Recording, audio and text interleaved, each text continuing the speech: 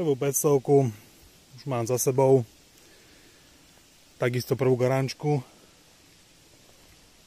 Dopadla dobre.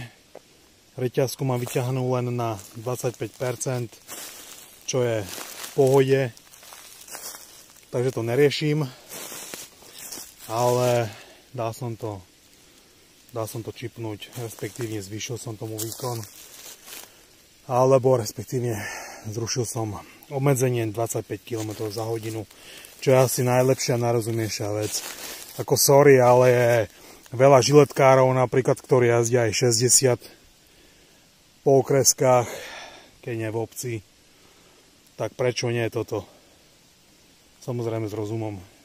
40 je slušné, dá sa to. Sice už šlapem trošku rýchlejšie na tom, ale som spokojný. Toto odporúčam ináč každému. Stálo to 30 €, takže v pohode. Jediné, čo asi musím spraviť, asi aj spravím, je výmena predného kotúča.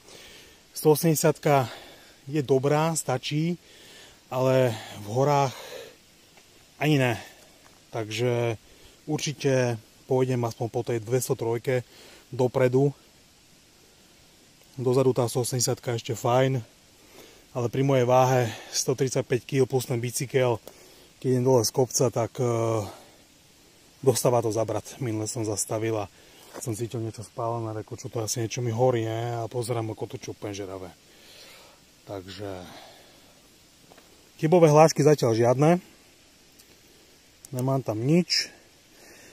Akurát jedna jediná vec, ktorá na tom je, že to teraz strašne žere tú batériu. Ale neskutočne. S tým to treba rátať. Proste ja tam mám tú najsilnejšiu, tú 200 km dojazd.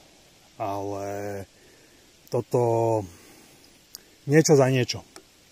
Rýchlosť na úkor energie. Ale keď spravím tých 100 km v horách, tak mi to je úplne jedno. Takže pokračujeme.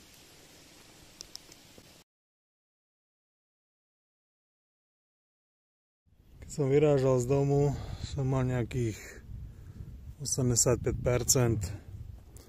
Prešiel som... Koľko som prešiel? 19 km, skoro 20 km ešte nesem doma. Mal som teda 85%, zostalo mi 47%. To si nenabíjam ani telefón vôbec. Čiže naozaj zváži, že či si človek dá odblokovanie alebo nie. Určite áno, ak má niekto silnú baterku a stačí mu to v tých horách 50 km, akože dobre, bol som v horách.